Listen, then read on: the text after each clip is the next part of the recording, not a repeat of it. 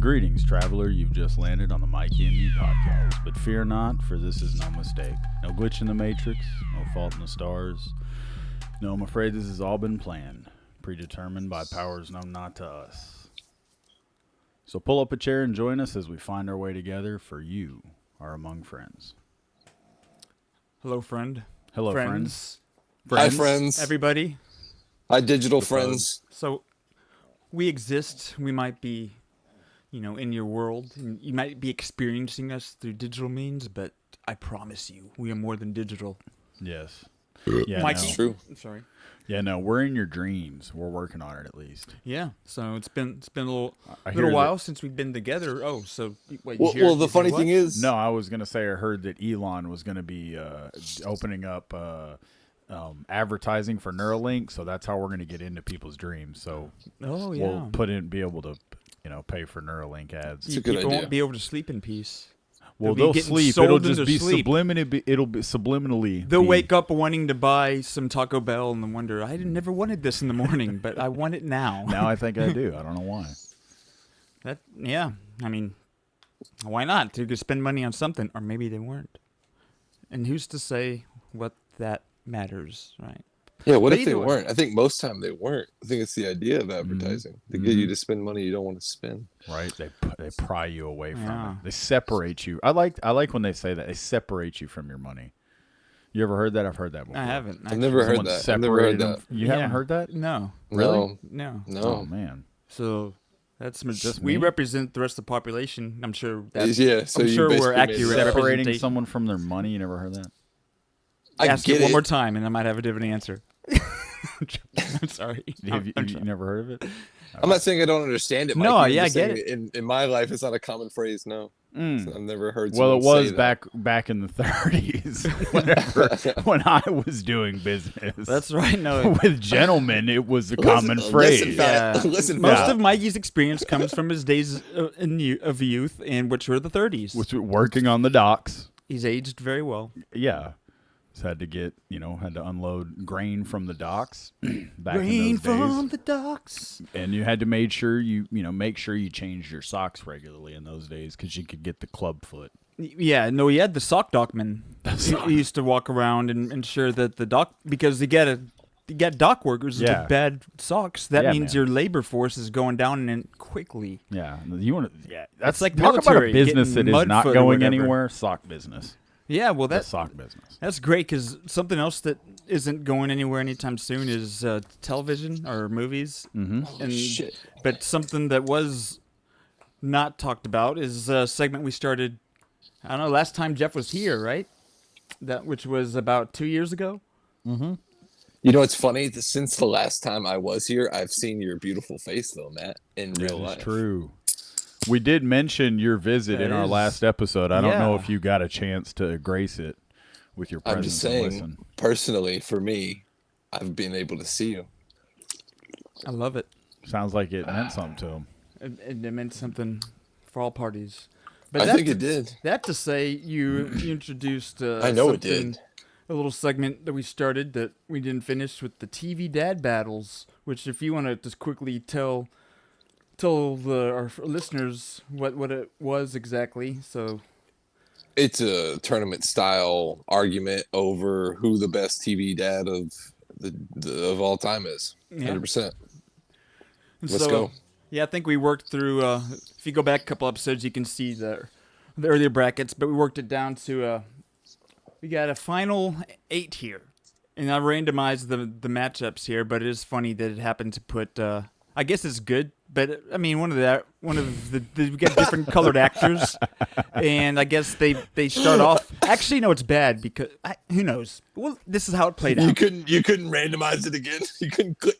No, but again, we could come up with any. You're right. It doesn't matter. Any angle. It's irrelevant. But that to say, this is the matchups. We got Carl Winslow versus Fred Sanford, George Bluth versus Tony Soprano, Tim Taylor from Home Improvement versus Peter Griffin from Family Guy, Alan Matthews from Boy Meets World, and against Andy Taylor from Andy Griffith Show. So I guess we can start off with the first two I mentioned, which was Carl Winslow from Family Matters and Fred Sanford from Sanford and Son. Right. And I think this matchup right here is the number one reason why next time we should just structure the matchups. Well, I'll let you do that then. Okay, deal. I mean, Fred Sanford, Carl Winslow is great. Yeah, I agree. I mean, he Yeah, has Sanford. the whole big family. It's the 90s. He's got Urkel, but I Yeah. think Fred Sanford's just Timeless. Look at him. yeah, Look at that picture of him. Yeah, no, Fred Sanford's easy. I think that's an easy. he's kind of the GOAT. Yeah. All right, so our next two, we got George Bluth Sr. from Arrested Development. That would be, the elder scene, the elder Bluth against Tony Soprano. Big Bear. The Big Bear. All right. So we got Big Bear, George Bluth Sr. versus Tony Soprano of The Sopranos. So it's the battle of the bad dads. I do like this matchup. This is a good matchup. See, I feel like I know what your guys is gonna be, and you know what mine is gonna be. Let's And go one ahead. of you is a No, wild I card. see. You start. I'm the wild card here. Yeah, 'cause so I I got to go with Bluth. You know, I just got to go. I knew that was coming. I got to go with the dad that just means more to me. You know? Yeah. Tony Soprano is Yeah. more like a a friend. Like he's more on. I feel like I don't look up to him as a dad. I think Tony Soprano is more like he's the most out of everybody in here. He's the most selfish person here. Yeah. So, Well, George if we're Bush breaking Sr. is down incredibly what a selfish father too. he was. Yeah, Yeah. I think I'm saying He's the very- most though, because at least George told them, like Where the there's money always was. money in the banana stand. Yeah, Yeah. Tony you wouldn't know? tell him. He tried. I don't know. He tried to help him out. Yeah, Now And Tony's he's I mean, way Tony out. got his family killed at the end. Right? I mean, but Spoiler anything alert. could have happened It's whenever like, I just Journey love- started playing. I just love whenever he wouldn't let he was like, "Why did you make mom the?" He's like, "That's why you made mom the head of the company." He's like, "Yeah, you can't. She can't go to jail if for whatever. If we're You can't go to married. jail. If you're married to He's him, like, or- that's not true. He's like, "Shit." all right, so yeah, George Bluth's mine. Yeah, I'm gonna have to go with George Bluth. Oh. as well. I'm I gonna think go it's George Bluth. unanimous. Awesome. It's George Bluth. George Bluth. All right. Next up, we got Tim Taylor of Home Improvement versus Peter Griffin, Family Guy. All right. I'll start this All one. right, let's go, Mikey. I say Tim Taylor. Tim Taylor beats Peter Griffin in my opinion. Yeah, I'm a He can do it all, man. He I can don't do it even all. think Peter should have won the battle. dude. The I don't Peter think he made it should this have. far. He got- Gotta give it to him. In my it's because he opinion, go out it matched up with. In my opinion, it should have exactly, but it should have been Homer, and Tim Taylor still beats Homer. So let's No, I mean, go. yeah, I mean, Tim Taylor came in as a favorite to win this thing, and we'll see how that plays Yeah, out. dude, he really did. Look at that hair. The best sidekick, the best neighbor. Like, Oh, I don't know. I say best neighbor, but then we're going to the next matchup here, and Alan Matthews needs to get some respect. Well, I'm about to say you're talking about Peter. Alan Matthews is the underdog who snuck in, made it. The into this greatest fight. neighbor of all time, Mr. Feeney. Like, come on. Mr. Feeney, Boy Meets World. In case people Alan, don't know who that okay, is. but hang on. So we got Alan Matthews versus Andy Taylor. Andy Taylor of the Andy Griffith Show. Young kids, they might not have grown up whenever there were reruns on TV, of course, but Andy Griffith Show, that's produced Ron Howard, did Yeah. Mayberry RFD, Gomer Yeah. Pyle. Oh yeah.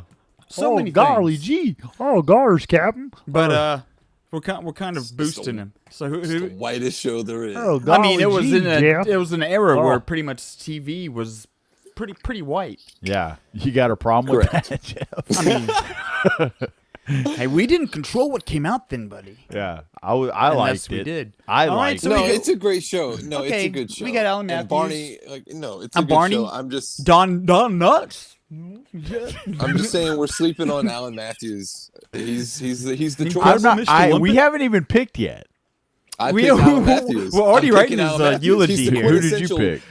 He's the quintessential TV dad. Alan I Matthews. hope or Alan Andy- Matthews get this far, but I have to stop here. This is a line I can't cross. I think I'm kind of Oh, with Matt, Fuck you. just Fuck you because guys like then. I gotta go. I don't Bec- want to go Andy I Griffith. like Alan Matthews, but like, dude, I mean, come on, Andy Griffith, dude, like that guy. I mean, come on, man. I mean, He's a I gotta solid vote for dad. Andy. He Yeah, was a because solid he was dad. Matlock. That's not what we're No, talking he was about. Matlock afterwards, dude. We're not talking about fucking He ain't even Matlock yet. He ain't even Matlock yet. Jeff knows my love for Matlock. Dude, It's Matt- true, like, dude. it's just He's got the because he's poster in Matlock. his room. That's why we don't film there. Dude, he found a way to make his career relevant to the people that got old with him. I'm just gonna, Oh yeah, man. Oh, the old people are gonna love dude. this. Yes. And- I was like, hey, what was it the I'm other just night? I saying- was like, Dick Van Dyke.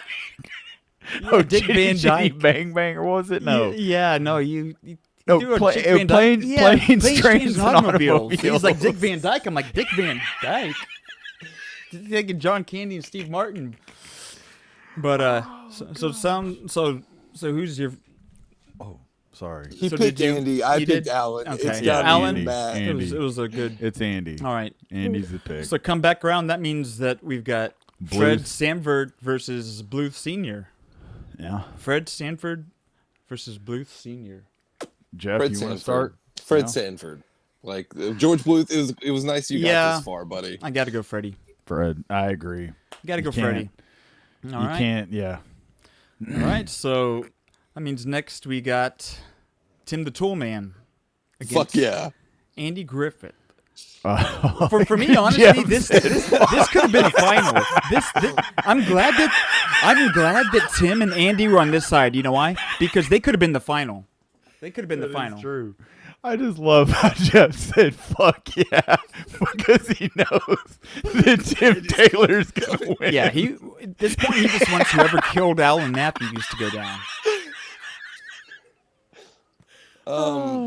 I mean, I think Tim Taylor's my favorite. He's the TV dad of the '90s. I would have picked him over Alan Matthews. Yeah, no, I yeah. agree. Tim Taylor beats Andy. Tim gets Andy. Andy did well. Dang, isn't that crazy? Tim and Andy Taylor. Are they supposed to be related in the multiverse somewhere? Dude. Yeah, he's that's his He's grandson. the son. Really? The grandson. Yeah. Did he? Son. He's the We son need and to look into grandson, that. We depending need to on, figure out a way of tying that together and creating just. I think we're doing it right now. Crazy nonsense, like get people sent off in a rabbit hole. Yeah, we just You find know? Did you know where they have the just same make names and one we of those say we connect them. ridiculous Instagram thing. Yes. Where it's just like, have you heard Andy Taylor and Tim Taylor are related? Yeah, who's Going his to neighbor? tangent. Who was his neighbor? You never really saw his face. Oh, Heidi, ho Wilson? there, neighbor. Yeah. and is he the Who was Wilson, Wilson? from Castaway? Oh, the volleyball?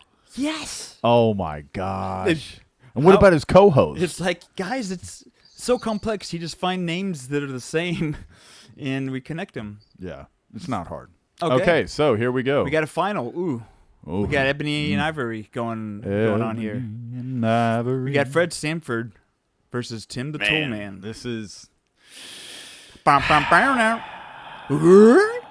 yeah, that's a great. God, man, that whole I think Man, Full House had a memorable intro, but didn't. He had the Man, Home sound. Impro- yeah, But Fred Sanford That and Sons, was- that's a song. That's a timeless song. Man, That it bum, is. bum, bum, bum, bum, bum, bum, bum, bum. But the song can only get you so far in my world. And I don't know. I know for me it's tough. But the Toll Man, I think for me, he takes the drill out and does his thing. Which I don't know what that is, but I pick him. He puts a table together poorly and has his partner on the show. Jeff, what do you think? I mean, I think because it connects to me more because like I watch Sanford and Son with my dad. Like I remember like whenever we got like satellite and like we had access to TV land, that's when that came into my life. So I used to watch it with my parents and shit. So it does tie me back to my dad because he used to laugh his ass off at that show. But for me, my personal connection, it's Tim the Toolman Taylor. Like he's the dad for me. 100%. I mean, think about it, dude. He loved football. He was working on cars. Like I said, he had one of the best neighbors other than Alan Matthews. He had fucking Wilson. Like who, for whatever reason, you never saw the chin, so they had that running gag. And then Al Borland is one of the Yes, classic Al. sidekicks of the '90s. Like And Al then Borland makes went on that the show. Family Feud too. That was Al what- Borland was Jeopardy- like no, he Family- was the first like he was our. No, I won't And say then, it. and then they also had Say it, dude. Mikey, come on, don't. No, well, he titillate. just he looks like him, but he doesn't really remind me anything. He just looks like You Matt about to make- Berry. Like, he does. he looks like Matt Play Berry. brothers. Yeah. Like when he Al has like a Borland? goatee, yeah, like Oh, because they yeah, both I'll have the have to- I'll goatee, have like to- him at Laszlo with the goatee when he's playing Laszlo, and he has the big goatee and the hair I never like would kind have. of. I don't think They I've could be ever brothers, and I would connected. believe it if they. But I need to reassess because I'm sure. Yeah, I'm sure I could see it if I look at them, look upon their faces, Yeah. upon their visages. Yeah. I mean, personally, it's like when you lay it out. If we're looking at it like that, then I mean, Oh, you because looking at how you want. I'm Look at it how you like want, the same Mikey. as Jeff. I had a strong connection with Sanford and Son because I'd watch it with my dad and grandpa, Well, and my grandpa loved it, and he'd laugh his ass off, and we'd all have That's something to it was always consider, just- mate. You know, I know it's like the sentimental factor of it, and It's also not the his thing. the way he engaged with Lamont and everything that was going on there with him and his buddy, and like I mean the television episode where he bought the TV that was stolen from his buddy, ironically. I don't know. Yeah, like- man. But like Jeff was saying, he made a lot of good points about Tim Taylor, and I think Tim Taylor is probably the winner. Gave us Pamela than Heidi. points. I always liked Heidi more anyway. Yeah, I say Tim Taylor, Yep. and with this little thing we've done here on with Tim Taylor being the So that winner. means we need our winner by unanimous decision. It's difficult, but unanimous decision. It's Tim the Toolman. Tim Taylor. Tim the Yeah, Toolman. fuck yeah. Santa Claus himself. Did you guys know that Buzz Tim fucking Taylor Lightyear, dude. at one point Yes. early on Buzz Lightyear. in his life got caught with like a Cocaine? bunch of coke at an Yeah, I knew airport? that. Cocaine, yeah. Yeah. Yep. You know what's What funny? else At the bad end has of- happened? Let's Hold on, bring up at real the- quick. Mikey, what's Well, I funny mean, is he was actually somebody that it was relevant to somebody we're talking about. No, what's it was. funny? I agree. I What's agree. funny, Mikey, is at the end of that every show it says based on the comedy of Tim Allen, and in his comedy he talks about like doing blow and like cheating on his wife and stuff. Oh man, yeah. Yeah. Like being he's open actually book. like, really hard. He's a lot like Drew Carey, where he got put into that role of like the nice guy and like has to like come out like make shows and movies like the nice guy. But like he's if you ever Bob watch his Saget. stand up, it's really dirty. Yeah, Bob Yeah. Saget for sure. Well, the Toolman wins this tourney. The Toolman wins. All right. So This what's one. our next All right. what's so our next wraps thing we're that talking, up. or next So- segment? Next up, I can go and bring on what I put a fair bit of research into, which I'll explain it, and it's gonna be something that I feel like both of you already like. Okay, that's just giving definition to something I already know or already believe and understand. But this is more like okay, some I guess more scientific support behind or explanation to what's going on. But so starting off with the idea of critical periods, right? So critical periods. So critical period, what is that?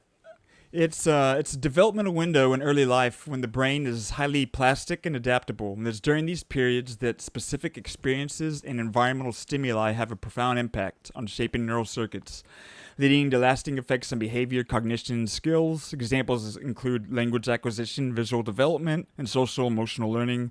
Once the critical period closes, the brain becomes less malleable, making it more difficult to acquire new skills or modify existing ones. So basically, you talk about, kids like a sponge, it's something, it's like, but it's okay. The definition of this time where your brain is this way, a term is critical periods.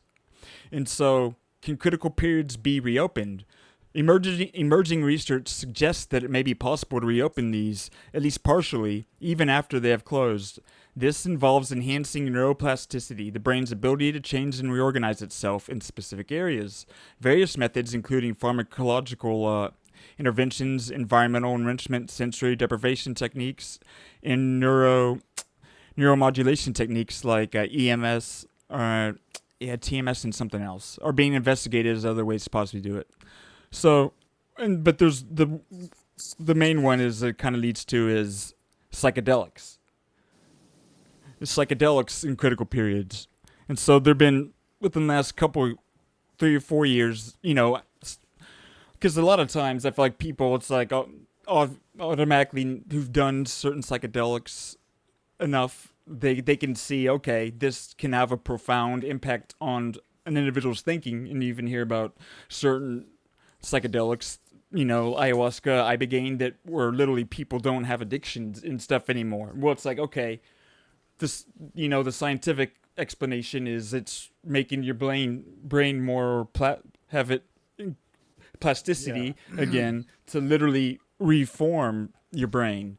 And so, what's the connection between psychedelics and critical periods? So the recent studies have shown that LSD, psilocybin, MDMA, and ketamine, which interesting because I never thought of it as a psychedelic because it's a tranquilizer, but I guess it still functions in a similar enough way, can have the ability to temporarily reopen critical periods by promoting neuroplasticity. They achieve this by interacting with specific brain receptors, mainly serotonin 5-HT2A receptors, leading to increased glutamate release and changes in neural signaling pathways. This enhanced plasticity could potentially be harnessed for therapeutic purposes, such as treating mental health conditions and facilitating rehabilitation after neurological injuries, like strokes and things like that. Yeah. So, obvious potential benefits of using psychedelics to reopen critical periods. Mental health treatment, psychedelics, helping with anxiety, PTSD is always a big one, people bring up, especially with MDMA. Addiction, by literally allowing for the rewiring of maladaptive neural circuits. Enhanced psychotherapy for, this emotional breakthroughs. And then there's neurological rehabilitation, just kind of talking more about dealing with injuries like stroke or traumatic brain injuries, where people have literally been affected, like their mobility. And skill acquisition and learning. Enhanced plasticity might make it easier to learn new languages, musical instruments, or other skills. So there's the whole idea of, okay, I can gain benefits that might be curing something, but if you don't have any of these issues, you can also look at it as a tool to actually, okay, I want to actually try and get better at an instrument or a language, or just basically make my brain more more receptive. So let's see. And then I'll just quickly list these obvious risks, and then we can kind of just talk about it all. So what are the risks associated? Because you have to note the risks. Psychological distress, of course. Physiological effects. Some psychedelics cause cardiovascular stress. Neurotoxicity. Certain substances like MDMA can pose risk of neurotoxicity if misused. And then there's legal and ethical concerns. And then the last part that I found the most interesting is the duration that these critical periods are open. So initially I just kind of think, okay, probably the duration of it being in my system, or with, if you're a trip, okay, the trip's over for maybe a day or two after or so. But this research has gone to say that for many of these drugs, that the duration of the critical period being open is like 3 or 4 weeks.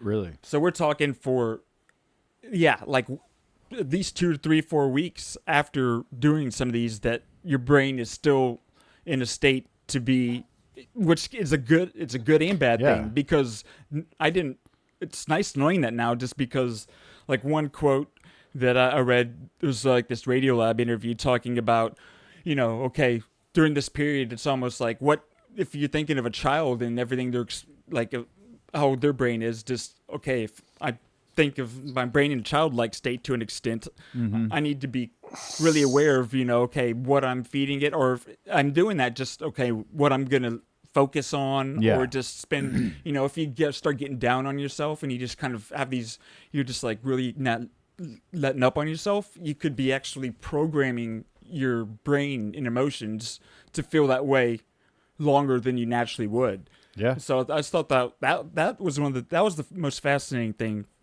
from all of this for me. Was everything else is kind of like, okay, that's kind of what I felt and believed psychedelics would do for the most part, but learning that this critical period is open that long, that's interesting. I didn't know. I knew that there was all kinds of positive effects and things like that, but I had no idea about all the technical research behind it of like critical period and stuff like that, and how you were saying that after that timeline afterward, that your brain is still, able to kind of have that adaptive ability in a sense, or where it's like it can still be receptive to new, like you said, picking up maybe, to being able to pick up a new instrument or a new talent Excuse me, whatever the case may be. What do you think, Jeff? I mean, is there anything? What do you think? So how am I learning how to play the piano? You still have to have intention to Yeah. practice. Like, oh, if you are wanting to learn it, just okay. Now is a period of time where I might learn it quicker, or I might just see quicker progress than I was seeing outside of. Let's say, because it's harder the older you get, right? Let's say I'm paying for my daughter to get lessons, and I'm just like in the room, Can I absorb it that way?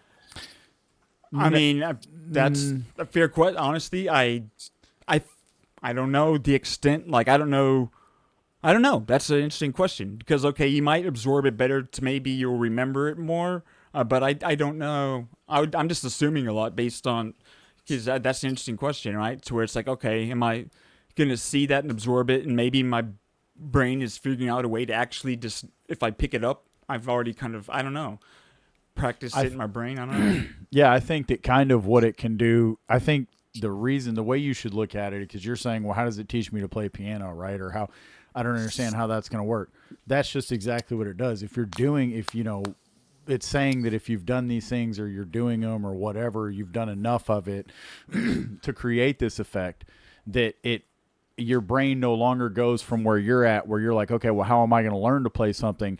You don't see how am I going to do it? You're more receptive to being able to like understanding how to do it. You pick it up. Whereas it's like right now you're sitting there being like, right now you're like, because the way your brain is, if you're, you have this normal baseline of like, okay, well, that doesn't make sense to me, but I guess from what this is saying, and I agree, but if you if you have an experience with some of these things and it creates this effect, then, your brain, I think that it shuts off that, like I said, I feel like that what Jeff was saying right there is kind of an example of like, well, I don't understand. And it's like, well, because of the way our brain is, like we've been kind of locked into a certain way of thinking for so long, right?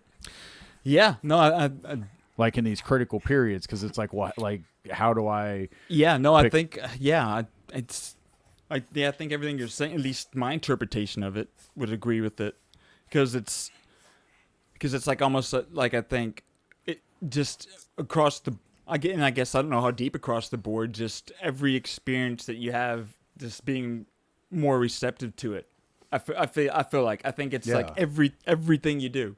If you're getting up and you're just like, oh, you're watching the show and or you're laughing. I don't know. I mean, my interpretation is like just realizing it's not like it's affecting it less and more here. At least I don't think. I think it's literally your brain is in a more malleable state for this long, and literally whatever's going into my brain, however it's going in there, it could be more efficient at actually becoming a permanent memory or just something that you just memorize better. Because they were saying that it's like, weren't they talking about early on? They were talking about like the plasticity, it like early on in a kid's life or the development of a brain, and so it's like if you're like, there's quotes in Zen or stuff like that about having the mind of a child, and that's like kind of, I feel like that goes along with what it's saying, because it's like when we get, the older we get, the more set in our ways. That's like the saying, old dog new tricks. And it's like the more set in your ways you get, or you get old dog new tricks. You get set in these like habits or whatever. And so I feel like with what some of this is doing is returning you to that state where, and like when you were a kid, instead of being like, nah, you'd get frustrated and you don't want to do it anymore. You're like, oh, I'm just gonna play with it and figure it out. And you're like, oh, that's cool. You know. Whereas like when you get to be old, like nobody likes to play shit or do shit that's super difficult sometimes. Or it's like, I don't want to fucking do that. I'm not gonna pick that. I don't have time to learn that.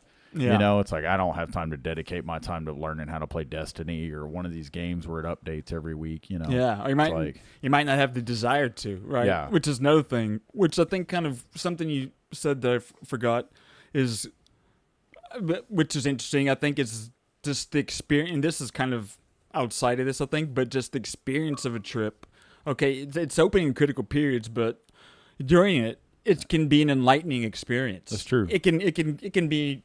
Or it can be, again, that's why they talk about if you're doing it actually being really either having somebody coaching you through it or else really knowing what you're doing. And as far as like the environment is like one one of, if not the biggest factor, Yeah. I think, or at least the most significant to remember, is the environment that you're in the entire time, and as far as how it affects you.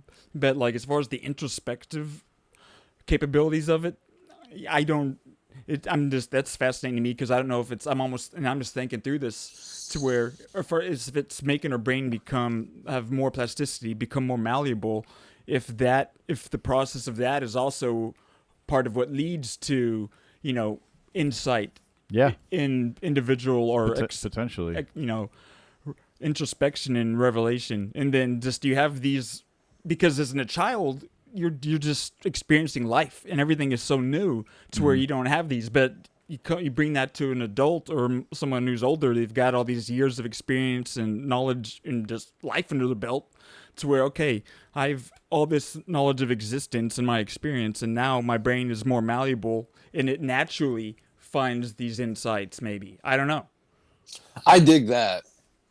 Yeah. Because having kids, I mean, I was talking about this the other day to someone. Like the way my fucking kids look at the world without the lens of society and all the fucking, like, to be able to achieve that, but also have the intelligence of like a grown man, at the same time. That's fucking powerful. Like, yeah, and I think that's kind of what I'm picking up. Theorizing is what it. I think it's doing, and as long as you're going with the right mindset, that's why, like, I think doing it as a young kid and whatever, having fun, it could do these things. But it's like, okay, if you actually have intention with it, it can be a very powerful and something that helps you grow and just become a better person. Like if you do it in the right intervals, because we all can get stuck. And I'm not promoting it at all. I'm just observing what I can see where the benefits make sense, and where it's like in a therapeutic or just a personal growth and betterment. I can, if people get stuck in a way of life and thinking, and they can't, and they just really just need, it's almost like in movies, maybe they go on some crazy adventure or just some experience that has the same effect, but for the average person, they can't go do that. So it makes sense that, well, I can do this thing and have some profound life experience. It's like you could have a near-death experience, and then really, and they talk about neuroplasticity or critical periods being reopened by things like that, like near-death experiences. And so it all makes sense to me. You saying this right now, it made me think. You were saying about near-death experience, stuff like that. This made me think of something that our boy Aaron introduced me to. If you want to look it up real quick, it's called brain schemas. A brain schema. Are you familiar with that is? No, I'm not. It might be kind of give us insight into what we're talking about. Is the only reason I bring it up is because it was talking about how, like, pretty much we all get stuck in a brain schema, and there's only like some things that can almost break those schemas or break you out of the schemas that your brain gets in. But then I was also trying to find a quote originally.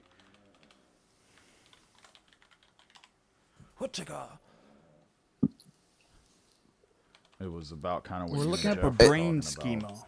And you guys are saying you achieve this higher power just by doing a bunch of fucking psychedelics? No, it's not. It's not. Yeah, that we just lock hang ourselves on. in a room and we become superpowered humans. Over we're not time. promoting Over these. time. We're not promoting these things. No. And I don't even think that I'd be saying that.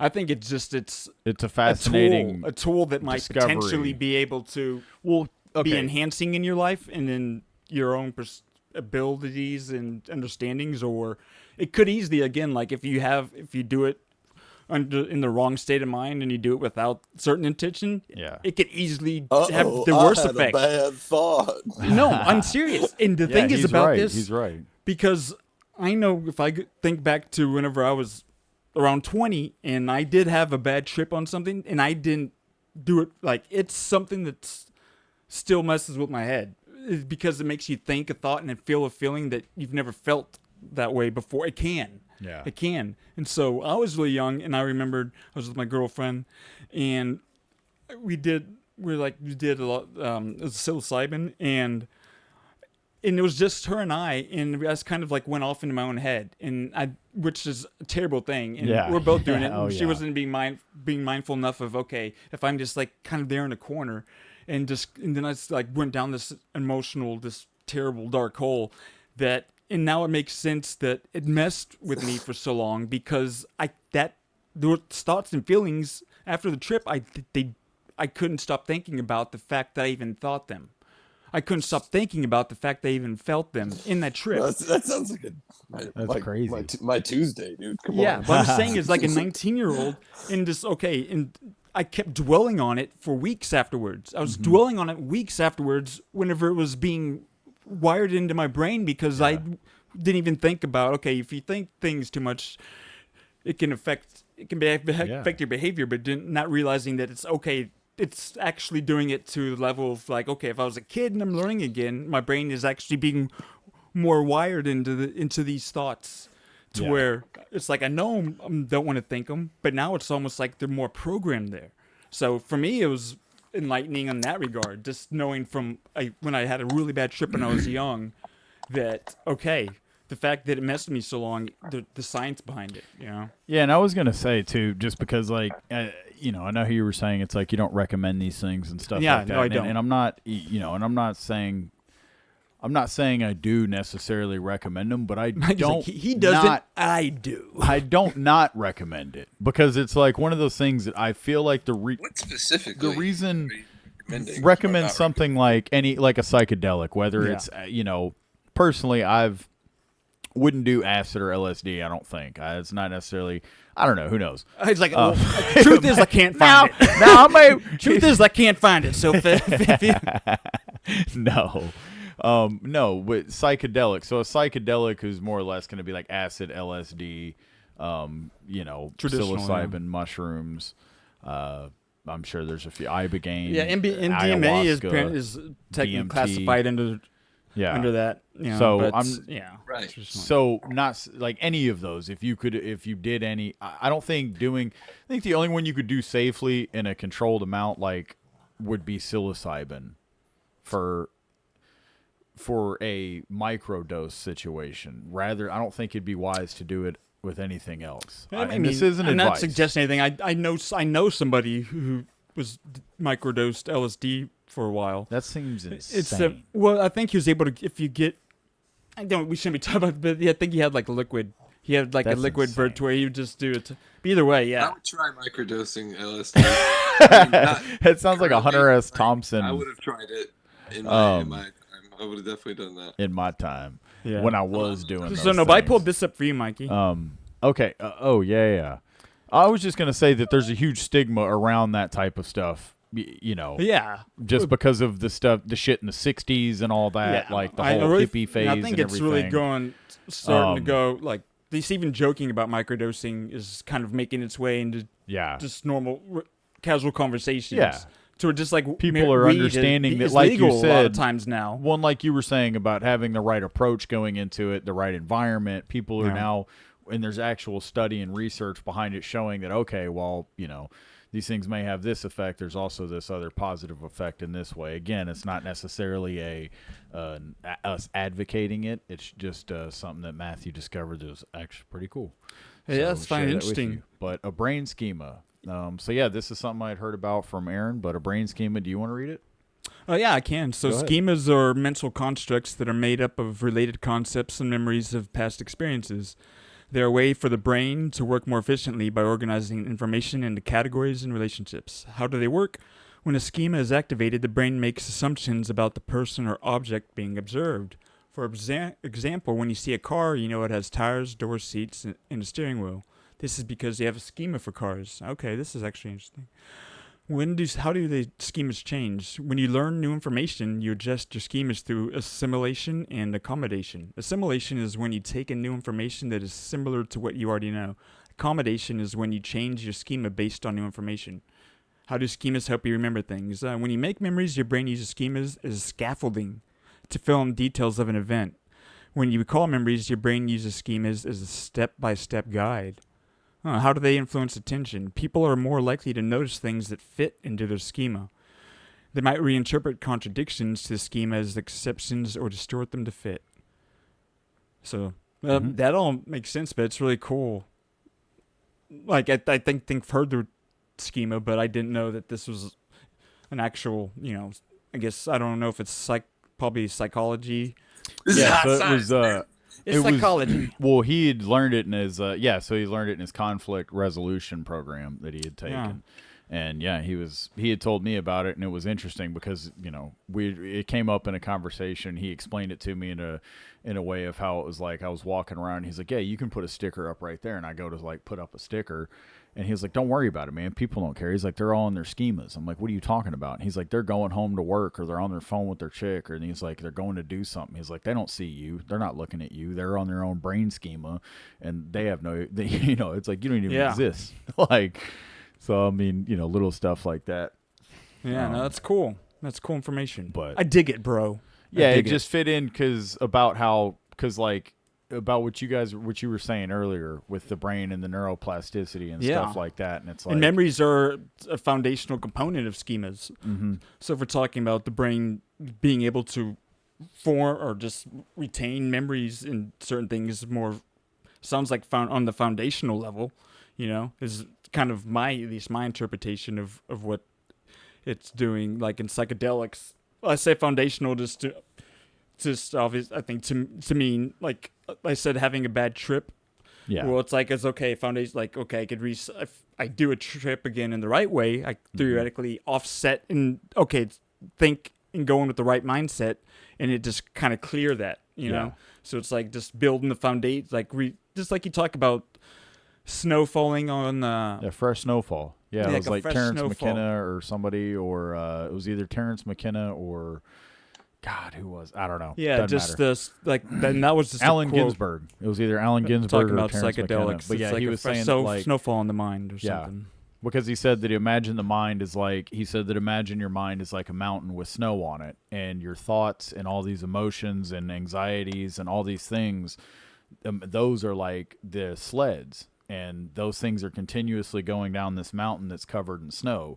And so your thoughts, anxieties, apprehensions, all these things, all these fears, all these different emotions, whatever they may be, are different sleds going down this snowy mountain, and they form these tracks. And over time, the tracks get deeper and deeper and deeper, right?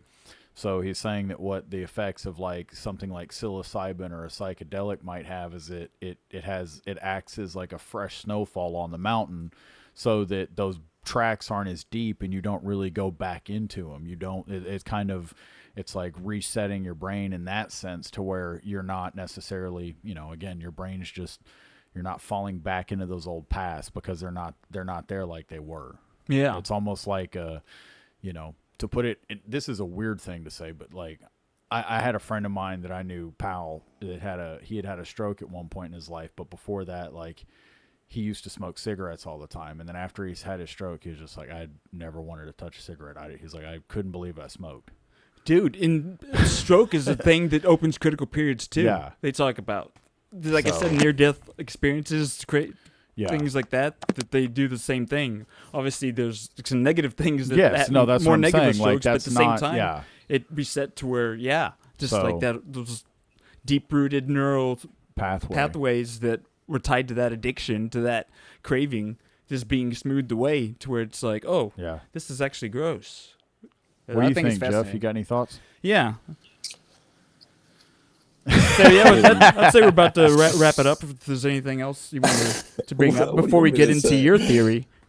You guys had me at brain schema. That shit was cool as fuck. Yeah, Yes, I can schema get was more cool info because on that if y'all want. You can I like the application of that into the stereotypes in the way it's literally people. That's how our brains work. Yes. Survival is by grouping similar things and making these connections. That. When you said that, I feel that. I was like, yep. Yeah. Guilty. So that's so I can get the but that's why you can't further hold it against information people from him because we're naturally wired to do that. Yeah. Yeah, that's how your brain it's works. eye opening. That I did like that. That's what I meant in this stuff before. Yeah. Yep. They say information is worth what you pay for it. Yeah. So that'll do it so for hit critical that Patreon. Periods. And, no, we'll be airdropping some main coin. Yeah. And that just kind of snuck this in here. If anyone actually leaves a comment, until we have this set amount that's been distributed of our native cryptocurrency I made to try and connect the world of podcasting with. I was passionate about cryptocurrencies. I was like, hey, I think I can make one. So it's like worth next to nothing, but it's. But probably tell them less how than they that. can get it. All you gotta do is if you actually leave a comment, and then you have to have Solana. So you have to look up Solana. You just need a Solana wallet address. It's one of the top. Give us your currencies. bank information. No. Yeah, the Solana address. it's Just an drop. app. Get your own app. Just drop your Solana address as a comment. You don't even have to say anything. You could just drop it, and I know where to send it to. And that's Otherwise, it. That's all I'd you have to reach out do. and DM you. Now, okay, It's could you just send me like- your Solana address? It'd be like sending hey, what's your Venmo? And if you know somebody, there's no harm in no one gotcha. leave a sending comment, Venmo. I'm and your just- comment could just be the So- address, or you could say, Bring "Hey, in I some liked levity it. to Hey, the situation. I hated it." This is a comedy Yeah. podcast. at No, times. it's not. This is We're a live here to Only be because we don't serious. label anything. Yeah, why would we label ourselves? Why I would didn't. I was just Yeah. saying it was a joke. Well, if anything, we would because it's smart said for it marketing was a reasons. joke. But Yeah. It's all fucking Yeah. joke. yeah, no. If we want to talk about segments, Why contextual is everything segments, such a fucking travesty with we're you, man? contextual segments, guys. Everything's about Nom. All right, well, we're going to take a quick We take break, a quick and break then and come we'll back get back to into Jeff's some theory. theories To of the Jeff. theory of Jeff. We're back. And we're back. We're back. All right. So we got out of that critical segment, We got out of that critical K-hole. critical madness. Yeah. Jeff brought up something that he shared with me, and he said, "Look, Matt, I think Yep. this Tell him. defines how I Who he look is. at everything in life." And who he I is. as a didn't say person. that. He Yeah, he said, did. "I think it is, and I think want to go out on the rooftops and shout this Yeah. as loud as I can." No, I'm joking. He didn't say any of these things, And but he did share this because he just wanted to know what we thought of it, right? Yes. No, I don't want to. No. No. No, I come know on. you shared it in a way that was not. It was more just like, what do you think of this? Not Interesting, like yeah. you sat No, there and yeah, it's just a Yeah, curious then subject. Then I think about how quickly I got It's turned not- on just for saying I like the Batman. It's So- not like it's No, no. Come no, on, I'm this curious, isn't. This but isn't yeah. like No, the fact that you guys Jeff egging it isn't- on makes Jeff me seem like isn't- you got some sick burns ready to Jeff- go. Jeff- dude, we have Mikey. I don't has even done know. zero research. Yeah, on this. and I've this actually isn't like- done a lot of research. this but isn't like Jeff's Okay. Press play. Mothman. How Yeah, it's there my we go. moth. You know what I mean? It's not his It's- There to Mothman. find and meet different people in our lives. You guys are fucking Or is it assholes. destiny that guides us to the people we are supposed to meet? Today, we're going to take a look at the legend of the Red String of Fate. This legend is based on an ancient story that says as follows. A long time ago, there was an emperor who wanted to find his wife. According to the legend, there was a red string that connected people to who they were destined to meet and share their lives together.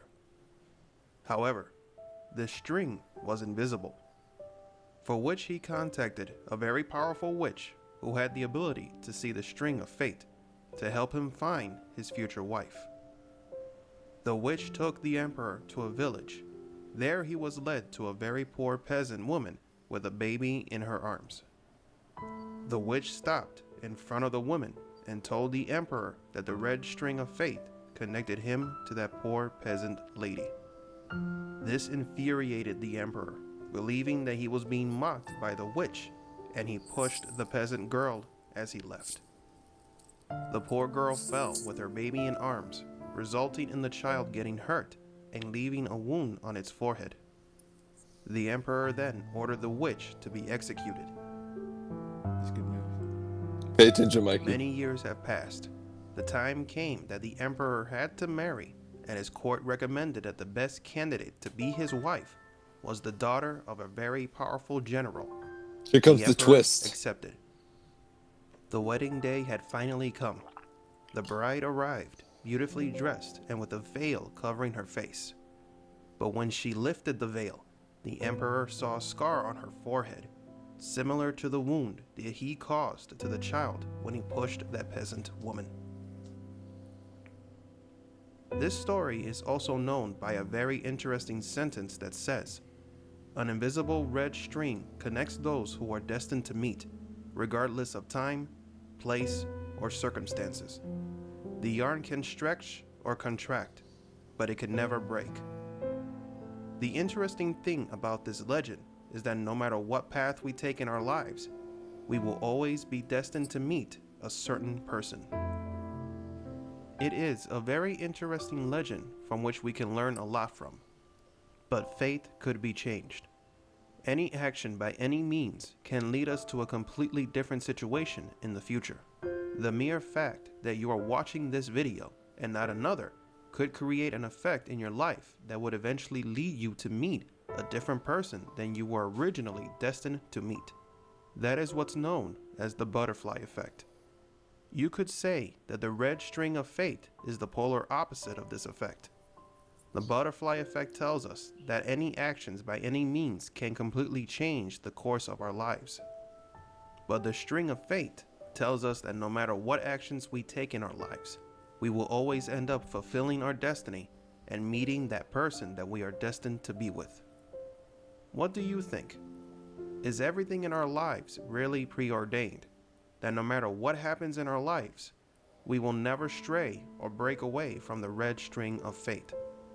Or do you believe that everything is subject to change, as believed in the butterfly effect? Thank you all for watching, and don't forget to like and subscribe. Yeah. No, I mean, honestly, I think it's a pretty cool. I like Thank it. you. I think Let's it's go. a cool theory. Let's go, Mikey. No, Yeah, I think it's no. cool because it's like, you know, some people believe that, you know, everything's meant to happen for a reason, or everything predetermined, or, you know, like, as I say. And I think it's, you know, I think it's cool. Why not? Hell, why couldn't it be a chance? Why? It's like you got to believe in something, man.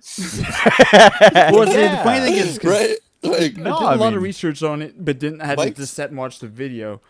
And I find it more interesting thinking, not limiting it to your like soulmate. I feel like I can apply this to friendships. better. Yeah. yes, Yeah. totally. I feel like But I can you apply could- it to but other at the same realms. time, Yeah. I think you could apply it to the soulmate thing. Oh, too. totally. I think, Absolutely. If anything, I Absolutely. think Yeah. it all does apply to the soulmate, but it's not And limited to as that. far as No. as far as the butterfly effect part, like I feel like Sorry. it's almost Very like good.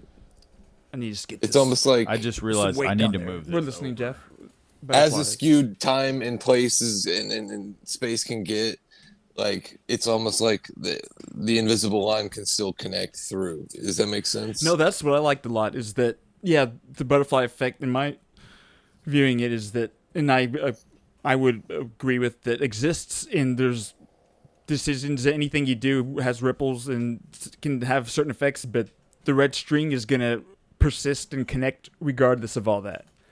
So I could see the butterfly effect making it the red, like you meeting this other person easier or more difficult, but it's going to happen. And maybe the butterfly effect means it happens sooner or later, you know, but my interpretation would be like, yeah, but it's going to happen at some point, you know, and just the butterfly effect is either maybe making the environment or situation just, it would affect it, but the destiny of meeting the other person is set in stone, and then everything around it is subject to change. Yeah. Yeah. That's interesting. Yeah, I've never been like, of course, my only, you know, Did you break something? no, I was reattaching. Okay. I was did. trying to move this closer because every good. time I was trying to do something, I was messing up what you had going No, on. yeah, you're good. And so I was No, like, yeah, I just I'll moved have this some weight further down there. this way. Yeah. So that's all. Yeah, only exposure I've had to like the butterfly effect is Ashton the freaking Kutcher. Ashton Kutcher movie Yep. where he had all those notebooks. Yeah. But no, yeah, it's a great theory. I like it. I'd like to I know don't know. more about it. I don't know enough about it. As far It's- as far as the soulmate aspect Interesting. of it, I feel like I've seen people that I feel like are soulmates. You know what I mean? So like You've that's seen what them makes me- together, or like you saw them together and you believe it, or you saw it happen I- where they weren't in their life. Or you've and you seen saw, a stranger at the supermarket. all sorts of examples. Okay. I'm just saying, like, I feel like I've experienced like enough of life to say that yeah, I've seen people who are soulmates. I feel confident in that. That's why pretty I said cool. it. Yeah. That's. No, I it mean, is. And no, and maybe like, very cool. and I realize that like I'm not saying set in stone, like this is all fucking theory. I'm saying like yeah, even walking by like a sweet old couple that's just like still like fucking dogging it out at fucking 85 like 86, and they're just like giggling at each other and shit like that. That's what I mean. Yeah. Like, the idea of that, which is the ultimate. Like if they die together and everything, like who's to say there was no red string mystery like attached the whole time? So like. yeah. No, I That's get that. yeah. I feel like we all have, to be honest, and I feel like fucking movies and songs fucking depict that like Yeah. experience because we all share it, and that's why it's so fucking common. But like, yeah, like this kind of stuff, I definitely dig. I believe it. Like, I I feel like it's up my alley. Yeah. I do as Totally. well, and I think that it's originally like I agree with Matt in the sense that, or not that I agree with Matt, but I'm like what he said. My Matt's sentiments are the similar. Is that he, I can see this a lot with friendships, but obviously yes, with relationships, I because I also can see it like Jeff's saying. I've seen people that I'm like, yeah, those people are soulmates. They've been meant to be together. They match each other perfectly, stuff like that, whatever. But I mean, just how me and Jeff are friends, like how we even like met, the way Yeah. we even became friends and stuff. It's like how that even happened is honestly kind of weird. Like, So yeah, You think it's Mikey's- possible this then is- for so you to meet your like- soulmate, but then on the through- podcast, Mikey's trying to say I'm his fucking soulmate. That's it what should have I'm been me trying in to That's what that. I'm It saying. should have been me up there in that dress all those years ago, Jeff. Hey, do you think it's possible then to you find your soulmate, but Oh. for it to be So you them to be find taken your out own of your red life string. to where like Oh. you've met your Oh, soulmate, that's but then funny. you That's get funny you separated say from that. them, and that was your red string, but we are individuals to where you're brought together. But if for some reason, and maybe this is where butterfly effect comes into play, who knows what other Yeah. situations it can come into play in anything. I'm string just bringing that in severs. here, but to where you met them, but you can be separated, and that the string at that point, I don't know if you get back together. Maybe you had a sense that it was there, but like it was, you couldn't act on it or anything. It was just it came and went. It wasn't time. That or like people who were together and they got separated and they never got, like, even my parents getting divorced. So anyone's been dealt with stuff like that to where it's like if decisions that were made can break it. And then, I don't know. Just if I'm gonna play the theory out to where you meet them, does the string pull them back in, or Yeah. is that Yeah, Is no, it- I don't think the string is susceptible to our social constructs. No, I'm not social construct. I'm talking about you and the person being severed. The tie that literally like that. Yeah, You yeah, find yeah. them, you're drawn to them, but you and that other person, like, Is it my parents possible? getting divorced, something happens, they get No, divorced. that's the point. I mean, there's a good chance that like you don't ever get to the end of to the red string. You know what I mean? I'm not saying everyone Yeah. like. I do understand like that's the theory is supposed to be that you will or everyone does, but like some people don't. So like there's also that. So you know what I mean? To You where have to that add not that into everyone the has- equation.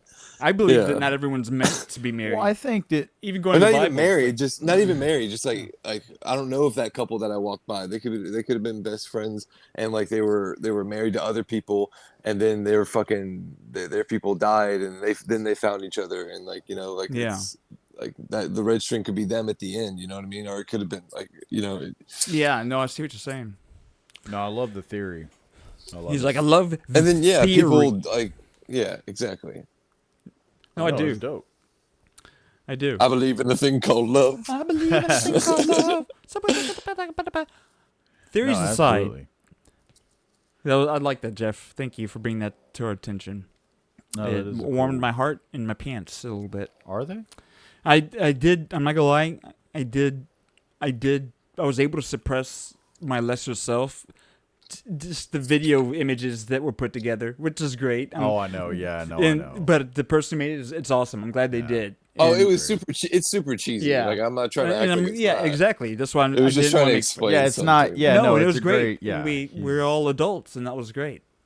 Yeah. And I'm We're just adults. patting us on the back for being adults. Matthew just likes to point out, That Mikey has that something to talk people about could next. done better on stuff. Yeah, do we want to go right into this? Could we adjust the lighting into this? Could we Oh my adjust? God. I'd Yeah, like a so- more so- purple light or a blue. Like, could we get a purplish I light? mean, this is supposed to be done in pre-show, buddy. What are we talking Well, about? I'd like to, kind of test your ability. I want to break You your want brain purple? schemas. I can. What do I have that's preset? I don't know if I have a preset purple. I can cycle through. That's blue. Blue is one I love. Oh, people, this is nice. If you're watching, you're getting a light show for free. Our Oh, there we go. What's that? Electric Oh. shot. It's Tokyo. Tokyo. I like that. Welcome to Tokyo. Cool. Yeah. So, Mikey, let me. Well, if we don't talk about this. No, it looks like you're up, buddy. I'm up. You're up. Okay. You're up. Okay. He's like, all right. Oh shit. So everybody shut up. No, all right. So to preface what I'm about to get into, I thought it seemed like it was I don't know. It seemed like a fun avenue to go down. So right now there's been a whole bunch of new UFO UAP sightings. Last episode we spent a fair amount of time on it. A fair amount of time, right? And since then as well, I keep seeing stuff on the on the old socials, and some of it's new, some of it's old. Either way, people are still fascinated right now. And one thing that's kind of a popular thing that's kind of happening right now, or it's more or less, let me start over. It's more or less an arc you take whenever it comes to UFOs and UAPs. At least I think, in my opinion, I kind of went on this arc where it's like you don't really think that aliens exist. Okay, aliens might exist. Okay, they do exist. And then you're like, government knows about it, or it's like government doesn't know, government knows, government has this type of technology. And then you're like kind of thinking, then the lines get blurred where you're like, okay, what am I seeing in the sky? Because you see things that, for instance, that we know aren't UFOs, but are insane, like technologies, for instance, like the shows they do with drones over in like China, the big coordinated drone shows where they can project images in the sky. Watching SpaceX satellite launches. They do some weird looking stuff. Exactly. So there's things like that. But aside from those things, just on those basic, like, it's like, so we know that those things exist. And so if we know that exists, and we have an idea that governments possibly have, or probably have access, to aircrafts and things like that look nothing like we know of, and have propulsion systems that nothing like we know of. Just also too, if you've seen like the Bob Lazar, for people that have seen that are into this type of thing, that have seen the Bob Lazar documentary, I know some of this could be talking past some people who haven't really taken this full arc yet. But either way, the reason I was prefacing the subject I wanted to get into, because I think to kind of clear things up in a way, or to kind of ballast yourself in this whole talk of UFOs and UAPs, would be like, okay, let's go back. How far back did some of them start, in a way?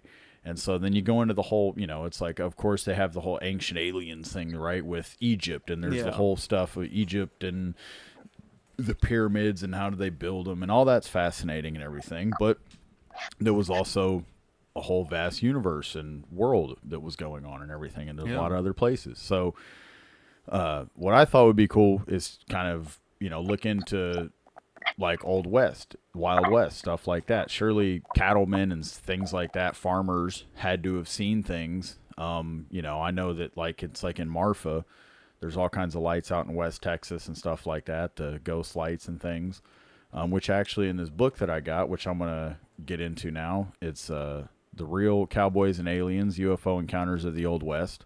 Okay. I just kind of went online, and because I wanted to get into the subject, and I figured, well, hell, let's just start looking at books. And I found a book that was, had like confirmed, all of its pretty much confirmed news articles and things like that in here. Okay. So, and while they do admit that the articles back then that they could have been, they were, not could have, that some of them were caught just straight up making fake ass stories to try and have people come buy come down and buy a copy of the newspaper, right? Yeah. So that stuff was happening. Yeah. But so that was happening, but yeah, at the same time, just like present day, you believe that there are legit people trying to share things to where you do your best to be your own filter of intelligence, knowing there's gonna be people making it up, and there's gonna be people telling whatever they sharing with their experience is the best they could do. Just like we talked about Jerry Garcia. Yeah. So Jerry Garcia, exactly. Yeah. So I figured I'll go ahead and get right into this this story, which I thought was interesting. And it's The Farmer and the Flying Saucer, and the year was 1878. And it says strange flying ship seen in the sky. Strange flying ship seen in the sky, first called flying saucers in the late 1940s. But long before that, back in 1878, a farmer in North Texas saw something in the sky that he described as, quote, a large saucer. It was the first time in history that the word saucer was used for a UFO. The farmer John Martin was hunting on his property near Dallas, Texas. no shite. It was on Strong ties. It was on morning. This is weird sometimes how the way they word stuff. It was morning on Wednesday, January 2nd, 1878. Suddenly, Martin noticed a dark object in the sky to the south. When the farmer first saw it, the UFO was about the size of an orange, but it grew in size rapidly as it approached his position. The local newspaper said, quote, the peculiar shape and velocity with which the object seemed to approach riveted his attention, and he strained his eyes to discover its character. Since it was morning and yet the object looked dark, it seemed that the UFO did not have any lights. Instead, it appeared as a dark shape against the bright blue of the sky. Martin kept staring at it as it moved rapidly toward him. Martin said the UFO, quote, appeared to be going through space at a wonderful speed. people's vocabulary then was hilarious. It's a wonderful speed.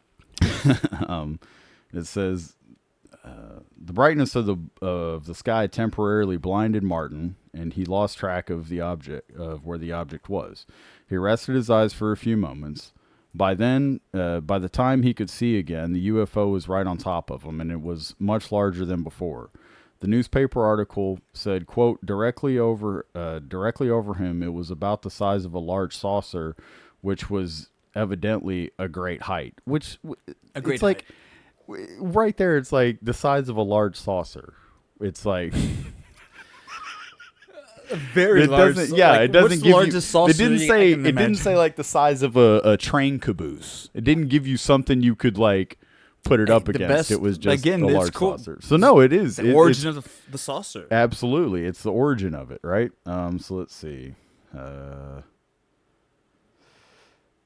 Large saucer. I'm trying to get back to where it was. I'm just thinking of it saucer, that being flying saucer. Like, it's become so automatic to not think of. Couldn't think of a better way to describe it. No, I know.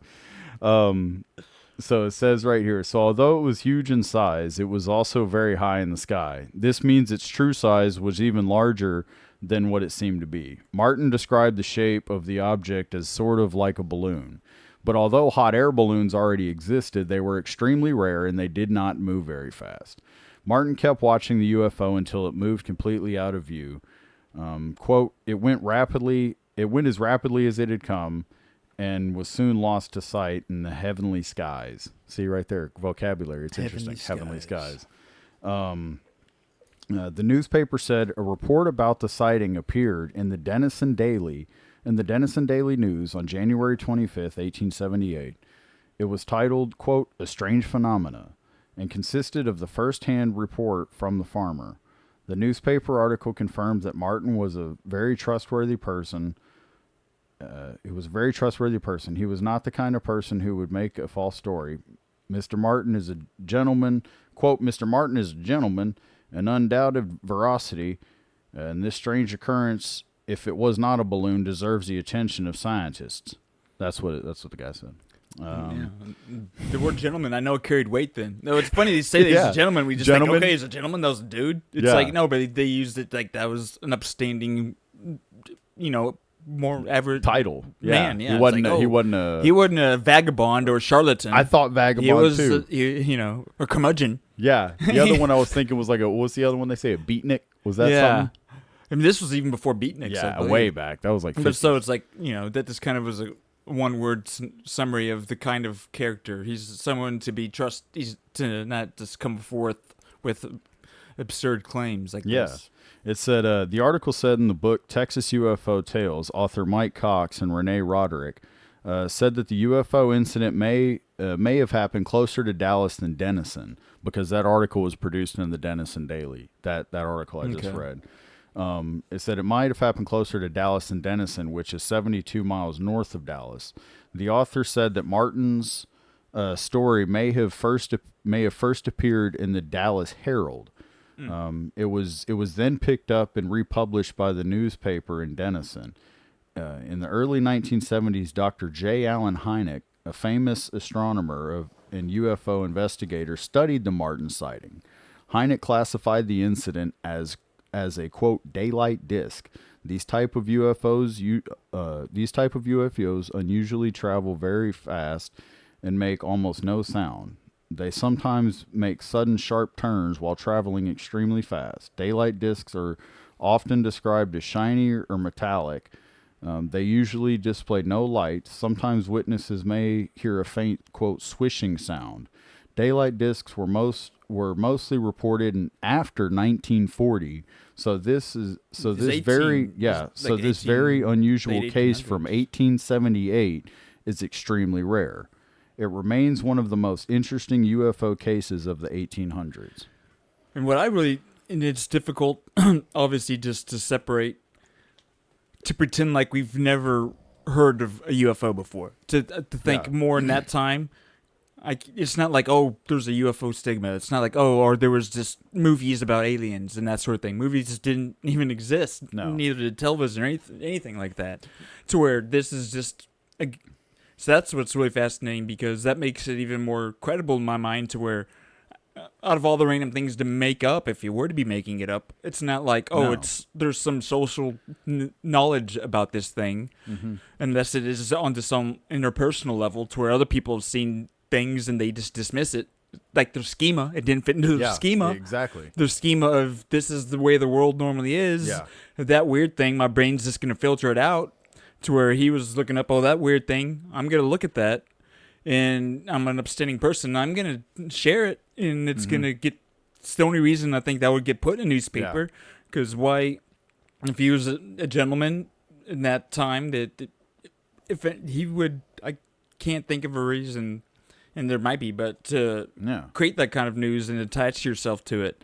And it was just you literally being honest. Yeah, why would you want... Yeah, exactly. But then, too, it's like it was before the time of crazies, too, in a sense. Like, crazies in that way of like, did y'all see that in the sky? You know what I mean? Yeah.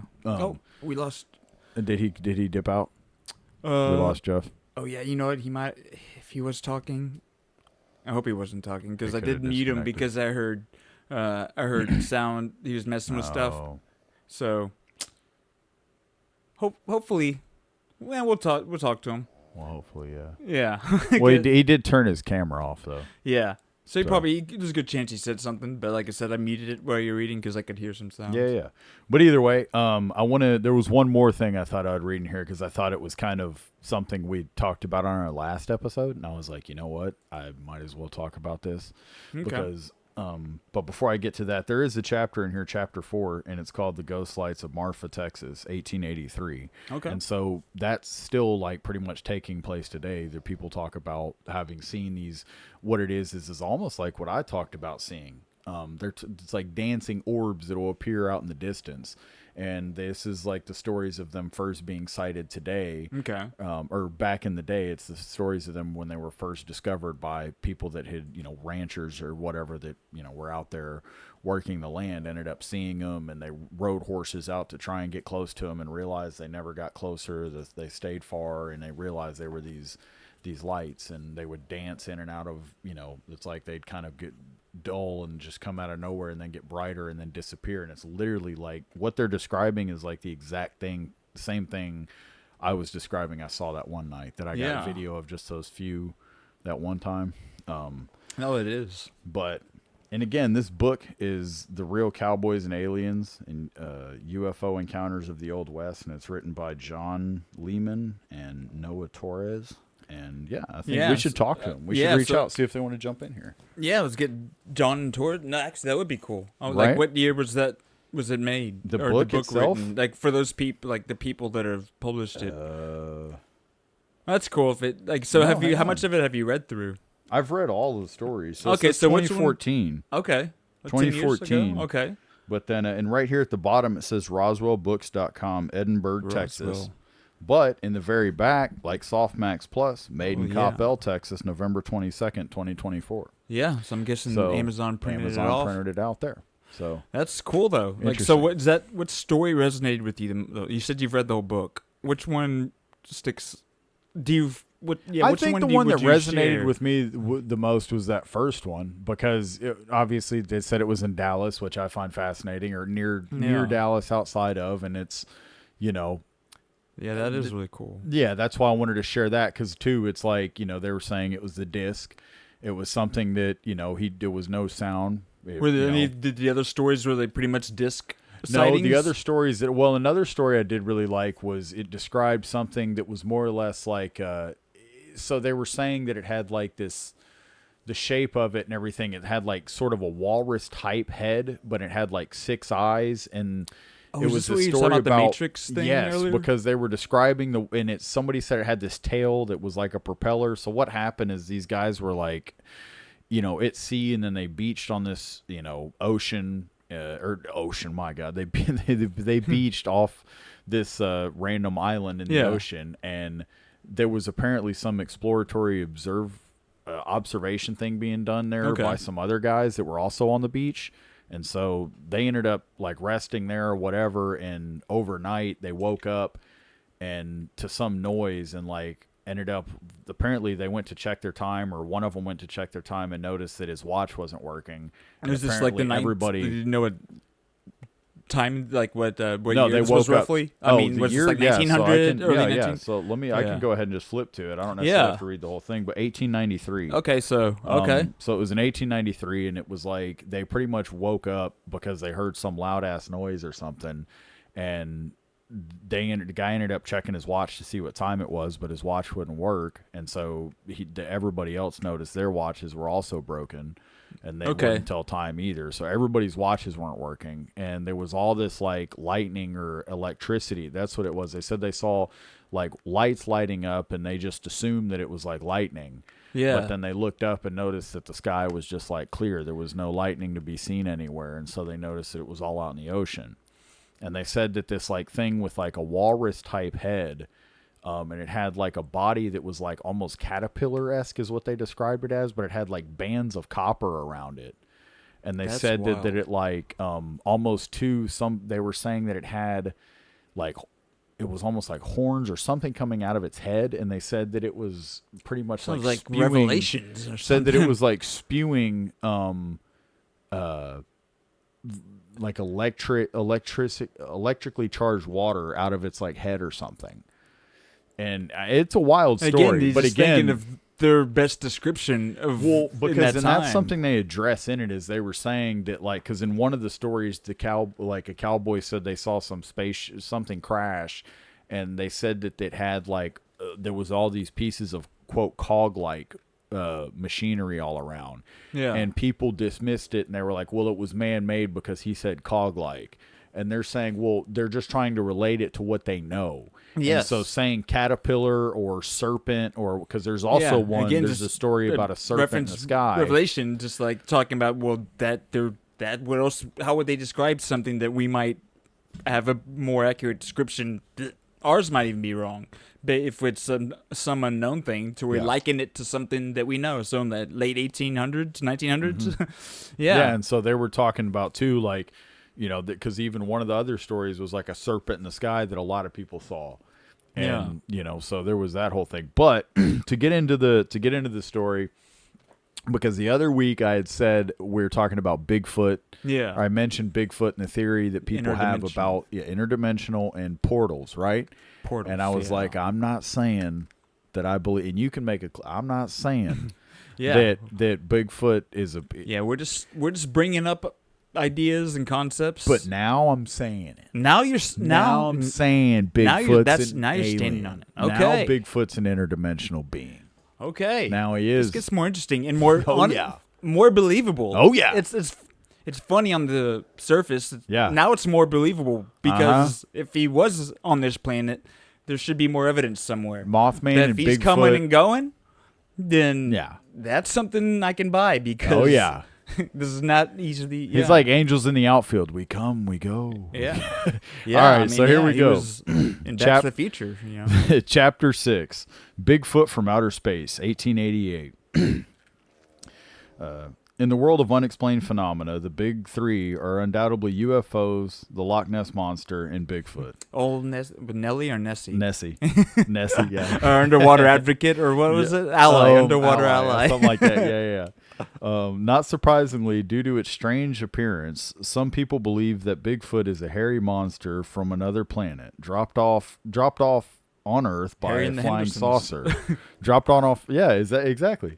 It says the idea that Bigfoot and UFOs are connected is actually not something new. The first story suggesting Bigfoot was a hairy cast-off of from a UFO appeared in the late 1800s. People in Old West, especially Native Americans, reported seeing would kill them these on lo- sight. Dude, for They would harvest them and they would feed their family for months. Dude, for real. That is not. There was one Bigfoot probably popped up around him, and that's all it took. And that's the way they don't come That's back. all it took. They were like, Or they're yo. very. They're trying to say like- hello, friends. Indians. What up? Dude, Indians would definitely not want to be the group you want to run across. Yeah, no doubt. Native Americans. Oh yeah. Whatever you So want here to we call go. All right, I'm gonna restart. Bigfoot was a hairy cast-off from a UFO. There's some bitch. It appeared in the late 1800s. People in the Old West, especially Native Americans, reported seeing these large man-like beasts. Almost all Native Americans had legends of hairy giants resembling Bigfoot. Big hairy giants. Big hairy giants. You getting excited? Yeah. Some tales were stranger than others, and some more suggested that Bigfoot was meat-eating cannibal. You think he was a meat-eating cannibal? Dude, I think he was a vegetarian. Think of gorillas. I think know, he yeah, I was a would veg. think that that's one of those things where they He's a just vegetarian. automatically make it bad. We're just Nah, he's a assuming. vegetarian. Yeah. Says the strangest Bigfoot story of them all comes from a journal written by Mr. Wyatt. Mr. Littlefoot. A cattleman in California in the 1800s. It's a fine trade. The incident happened in 1888 in the Humboldt County in the big woods country. Big woods country. You bound to see some big old hairs in the big woods. Where Wyatt had spent the winter with a Native American tribe, Wyatt had learned to speak the tribe's language, and having gained their trust, was allowed to participate in tribal activities. That reminded me immediately of Ace Ventura. Of skinning the big Dude, right. it immediately reminded me of Ace Ventura because it said he got to participate Ace in Ventura tribal too? activities. Nature calls? Yeah. Where he had to fight that dude. Little dude in the backpack. Yeah. He said the little dude in the back. Dude, that's because a big dude come out I know. thinking he's gonna fight him, and he's like carefully putting the bag down. The little dude's Yes. Okay. All right. Let's see. I lost my spot. It's cracking up. Okay. Yeah. So Wyatt had learned to speak the tribe's language, and having gained their trust, was allowed to participate in tribal activities. One day, while out in the woods, Wyatt came across a local tribesman carrying a platter of raw meat. what to get that meat, son? Pretty much. So you're not wrong. He said, wondering what was going on and who the meat was. Some good ass meat. Where'd you get this meat? What And animal is this? hang on, we got. It said who the meat was for. Wyatt began to question the man. Although reluctant at first, the tribesmen finally allowed Wyatt to follow him. To a nearby cave along a cliff A face. bunch of aliens strung up and draining their blood. Matt's gonna make a movie off of this. Inside the mysterious cave, a very strange creature sat cross-legged on the floor. The being looked I like just want to get back to my wife and kids. the being looked like a man, except that it was very large and muscular and hairy. The man beast was entirely covered. I'm sorry, I thought you were for sure. I'm sorry, gonna laugh. no, I'm by, yeah. Okay. The man beast was entirely covered in long, shiny black hair, except, oh, sorry, I'm about to laugh now because I'm thinking about it. And it had beautiful hair, that one guy. Luxurious hair. Had long, black, shiny hair, except for its palms, and an area around its eyes. Also, the creature seemed to have no neck. Damn, that fool's built. Its head appearing to rest directly upon its shoulders, despite its frightening appearance. So the Native Americans had captured this thing. Yeah, well, it seems like the monster did not seem aggressive or dangerous. As Wyatt and the Native Americans approached the creature, and sat contentedly eating its meat. This fool just sat there eating. In fact, Wyatt said he went back to visit the creature on more than a dozen occasions. Unfortunately, Wyatt's diaries give no details of other visits, and does not say if he ever tried to communicate with the creature in any way. Curious about the man-beast, Wyatt asked the tribesmen questions about their mysterious, quote, guest. Finally, after trading one man 2 pounds of tobacco and an axe and a compass, one of the tribesmen related and told Wyatt the origin of the hairy visitor. Is Jeff back? Yeah, sorry. Yeah, no worries. We're talking about the Bigfoot here, so you just joined it. It's So yeah, here we go. So he told him the origin of the hairy visitor, right? Says the tribesmen. So Native Americans have captured a Bigfoot. Is basically So you're coming into a story where a guy, like one of the earliest reported connections of Bigfoots and UFOs. Yeah. I like how you think I don't know about it already. All right. Yeah. So we. Okay. All right. So it says, so finally, after trading one man 2 pounds of tobacco and an axe head and a compass, one of the tribesmen relented and told Wyatt the origin of the hairy visitor. The tribesmen took Wyatt to a high rock pinnacle and told Wyatt that men came down from the sky in a, quote, small moon, which I thought was really cool, in a, quote, small moon, and dropped off several hairy creatures. We only ate the first few. which the Indians called, quote, crazy bears. Dude, because think again, descriptions, like if they drop these things off and they're just hairy and they only knew bears and they didn't know monkeys, like they're like, crazy bear. It makes me think of the Predators movie where they would put the capture and like go to different planets and either hunt things. Yeah, dude. And so it says, I'll go back a little. The tribesmen took Wyatt to a high rock pinnacle and told Wyatt that the men came down from the sky in, quote, a small moon and dropped off several hairy creatures, which the Indians called, quote, crazy bears, to earth. The tribesmen said that this had happened several times before in the past. He also said that the men from the small moon looked like normal human beings, but they had short hair and wore tight-fitting silver clothing.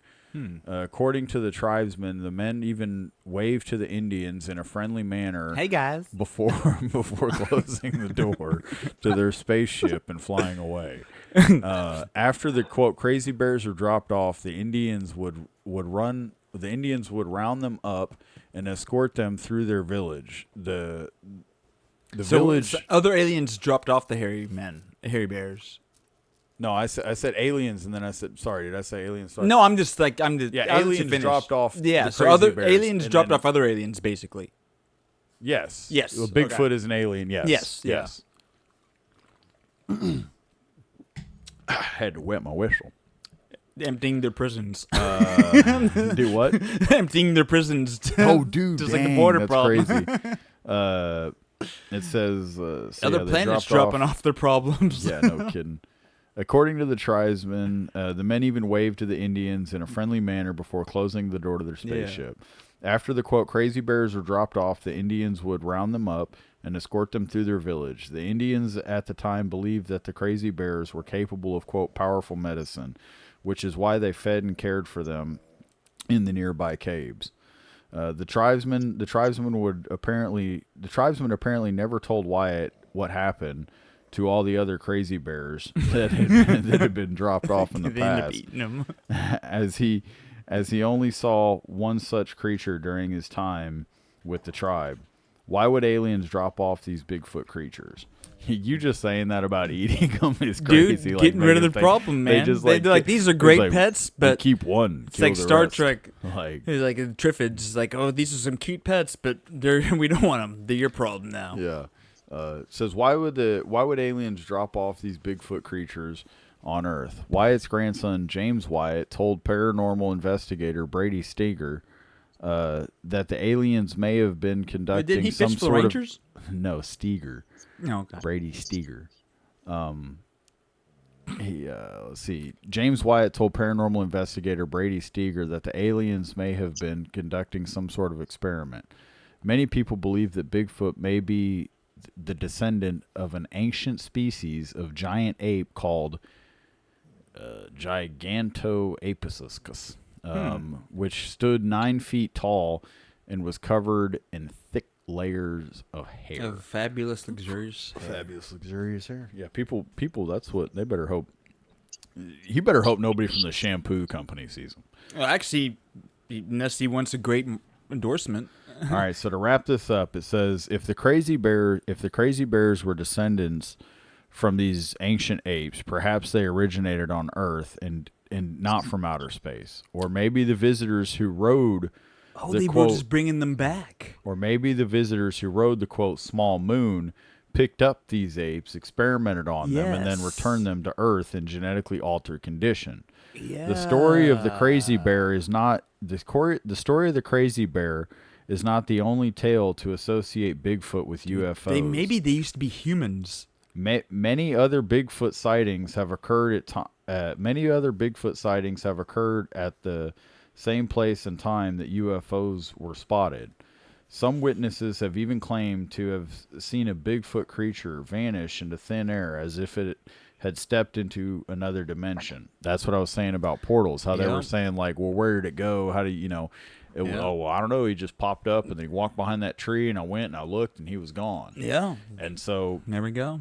This was saying, it was an early sighting back then. They were talking about this. It says perhaps this is why Bigfoot has never been captured in the wild. The photo shown on the left is a statue of a Bigfoot at a national forest in California. It is courtesy of Barbara Torres and the U.S. National Park Service. If the story told in Wyatt's diary is true, then perhaps Bigfoot really does come from outer space. It is certainly noteworthy that in many cases, Bigfoot-type creatures have been seen loitering around the area of significant UFO sightings. In any case, the Crazy Bear story is one of the Old West's most interesting tales concerning UFOs and mysterious creatures. That's pretty cool. I like that one. Yeah. I like that one. Yeah. Bigfoot one's pretty cool. Yeah. Yeah, and so there's, like I said, there's a couple of cool ones in here. The one right after, it's really interesting. It's Chapter 7's about the pterodactyl that terrorized Tombstone in 1890. And the only thing I'm going to say about this is, how we've been talking about UFO and UAP? Yeah. Well, let me introduce you to a new one. Okay. PFO.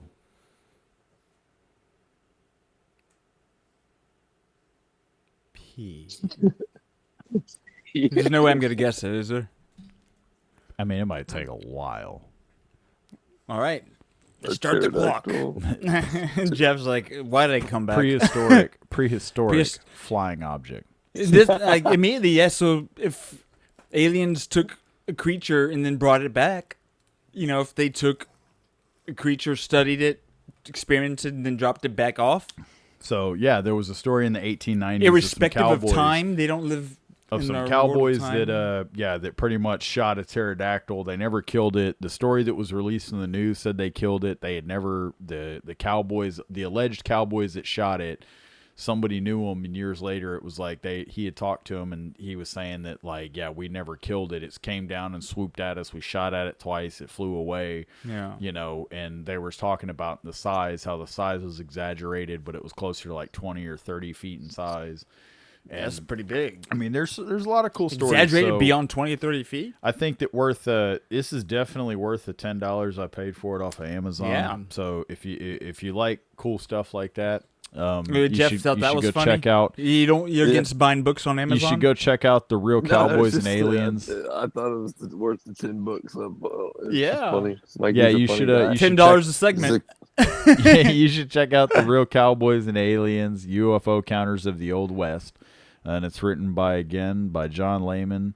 By John Lehman and Noah Torres. Sorry, John. I apologize. John Noah? John and Noah. We should reach out to them. Alexander. I'm going to, and I hope that if they watch, I hope they're not, embarrassed, or upset by Honestly, me you should butchering reach out to the them. reading of it. I will. I need to. They give seem him- like cool guys. Yeah. I mean, they're writing a book like this. I bought it. It's amazing. I love it. I tried to get you to take I it. bet they would love to talk about it. Yeah, I hope they would love to talk Yeah, about it. seriously. Like, reach out to them or I will. Yeah. I'm threatening you. Reach out to them or I will.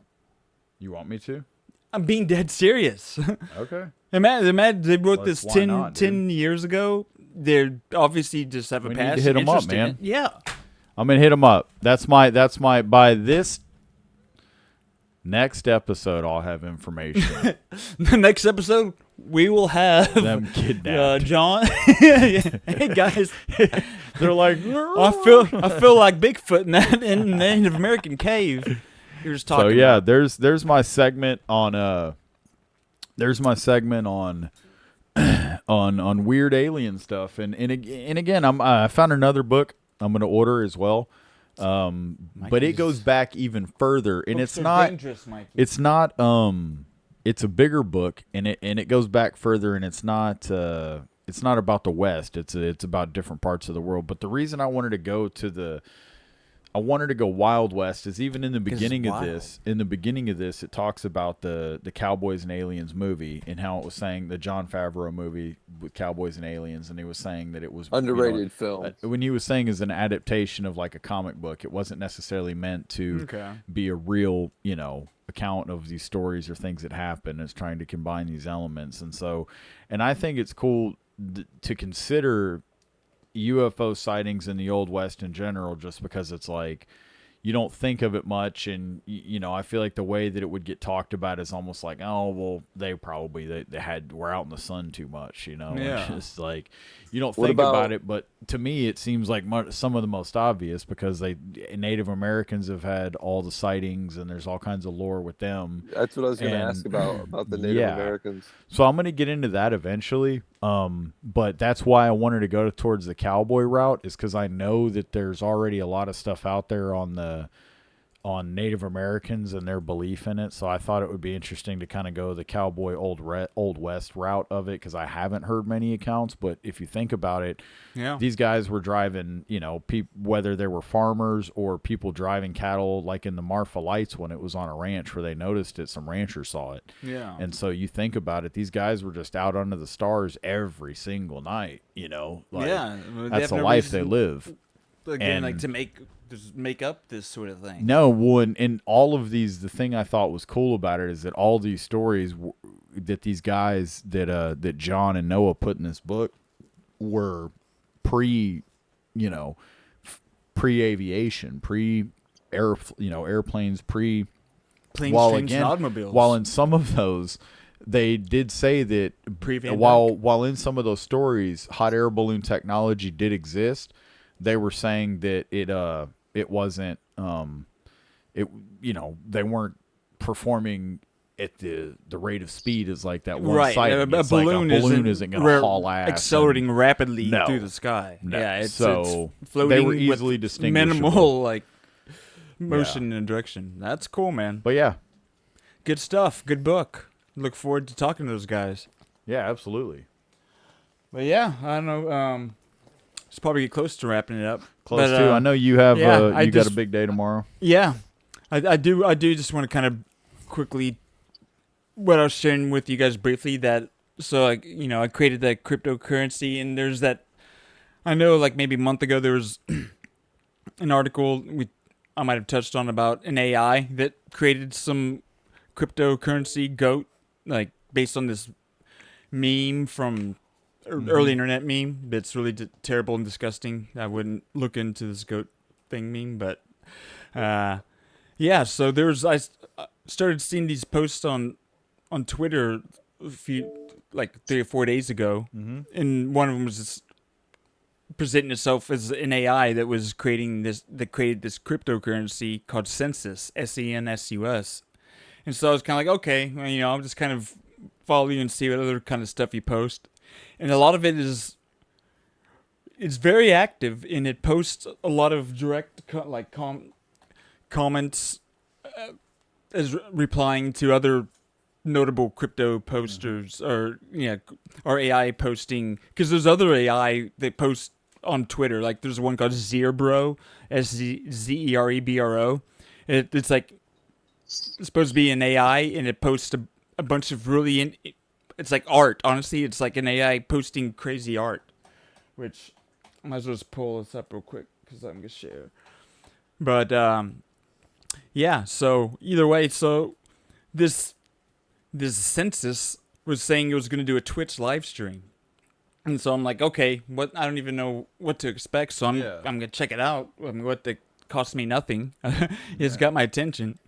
And so and it's actually going to be streaming again in probably about 10 minutes because it is posting it. So off the cuff. If I just go to here, just kind of let y'all see what it's about here. So on a podcast page. Don't fall asleep, Pug. Puggy. Sensus. Here we go. So if it's profile, rapper, streamer, dominator. I like overthrowing the status quo, uploading consciousness, and long walks through decentralized chaos. Contact address.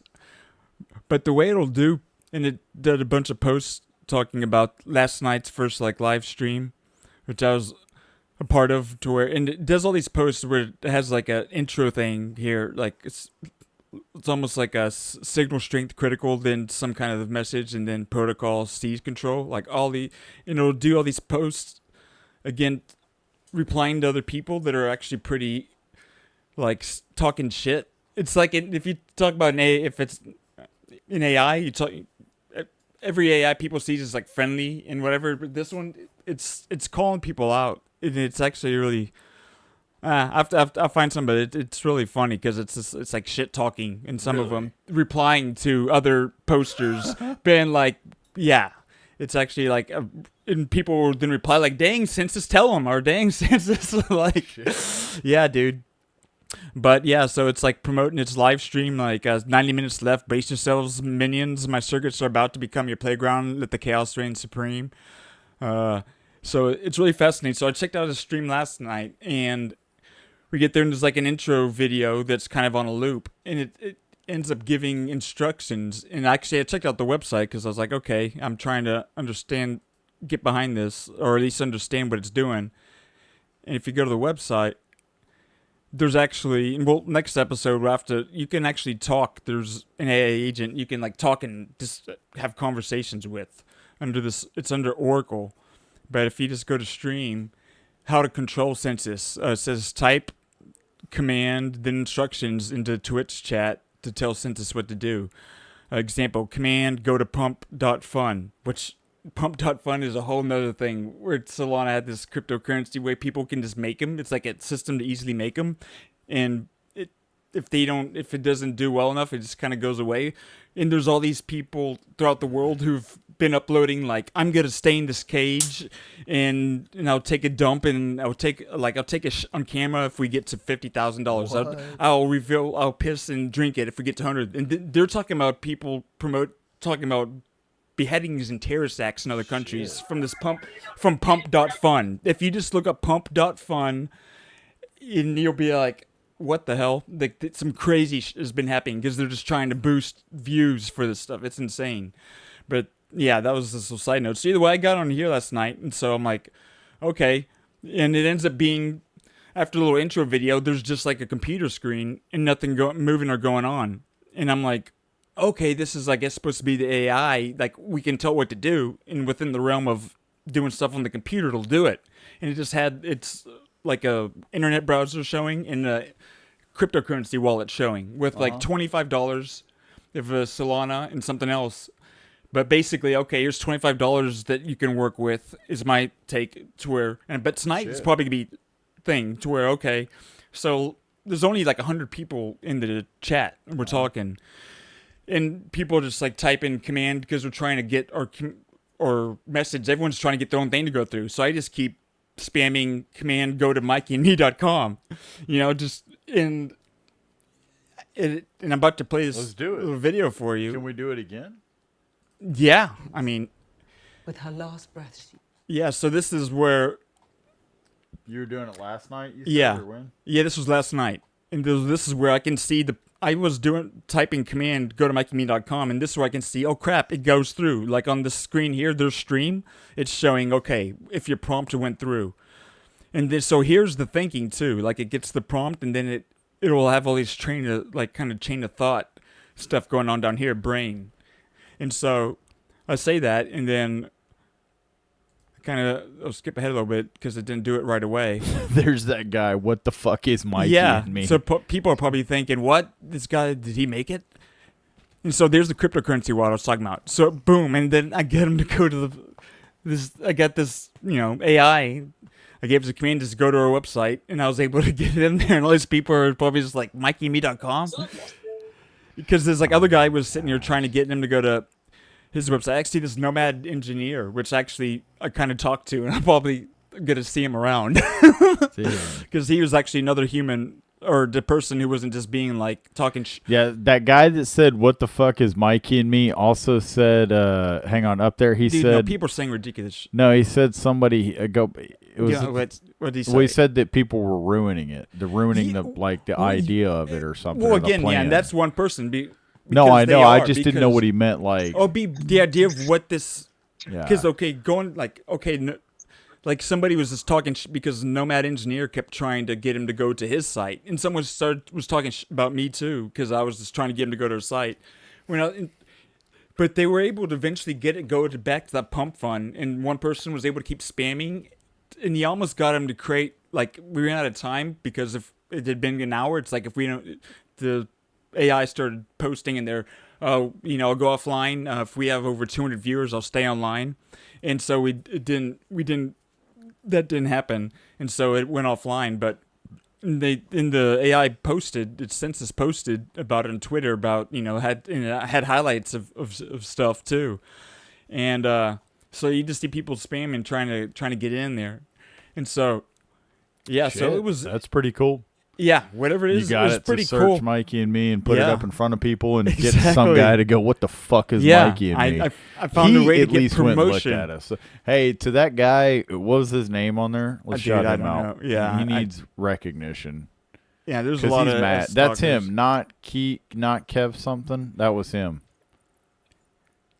That was the guy. So shout out. Sorry, buddy. It's pretty interesting. And actually going back, because I've thought about this today, is having a prompt planned, but it needs to be, I feel like it needs to be very, have all the information you want to do in one message. Yeah. To where it gets through and it has every step you want it to do. To where it's like, okay, I want to tell it to create a cryptocurrency because they got it to go to the first step, and then everyone's trying to put, okay, click enter, okay, input this. And one dude was able to put in the name for the name of it. He said Moon Rocket X, and people are like, "What the f? Moon Rocket X? How lame!" Sounds like a 12-year-old kid made that up.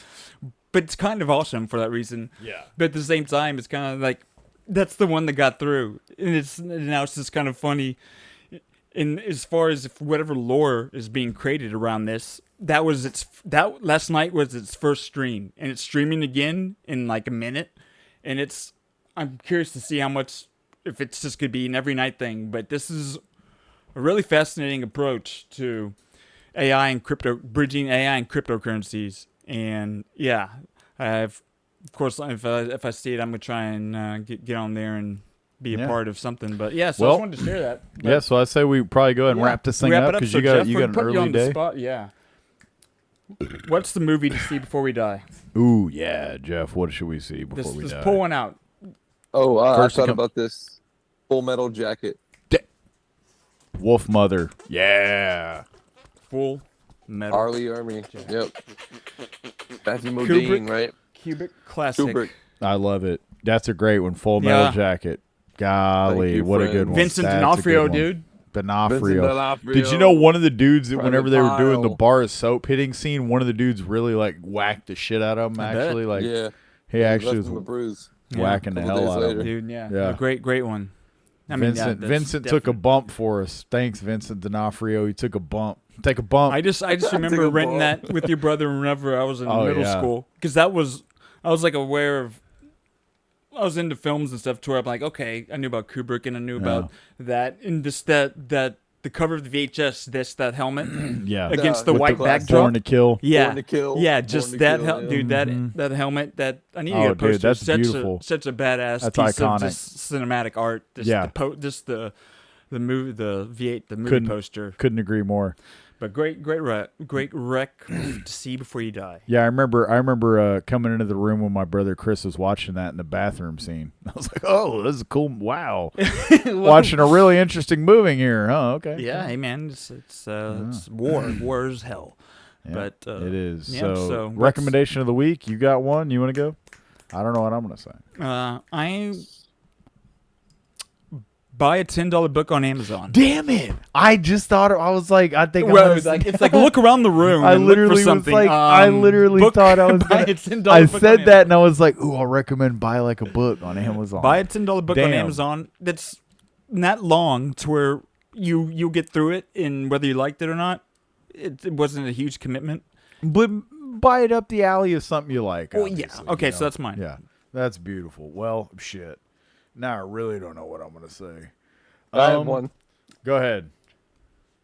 Collaborate on a musical playlist with a friend Okay. or lover. I like that. Or Or both. lover. Or both. I like A friend the sound that's of a all lover. of that. A lover friend. Friends become lovers. I would say. Make the playlist You know, of your it's. This is what I'll say. Let's not make it a nightmare. Recommendation of the week: be thankful. It's that time of year. Classic. Be thankful. Classic. What holiday's around the corner? I don't know. I don't know. Thank God What is? we what- don't be given to. What is it? I don't know what's coming up. I'm gonna be out of town, and I don't know why. Visiting a relative for random reasons. For what's the occasion? We're gonna give thanks. Smallpox. Oh, you're giving thanks? Yep. Well, get ahead of being Happy thankful. Thanksgiving, everybody. Get in We're the not mood against of- hang holidays. on, We're not recommendation against of the week. holidays. We're not against holidays. Why Get would we be? get Why would we? get in the mood of being thankful. outside of Let's don't start limit it. start cranking your thankful up. Yeah. You don't need to just, limit it to just that day. Pretend like Thanksgiving doesn't exist just so that you can have the mindset to be thankful all the time. Yes. But then embrace Thanksgiving with your family, friends, loved ones, or by yourself and your dog or whatever else. And with that being said, Be seeing seeing you. Hakuna Matata.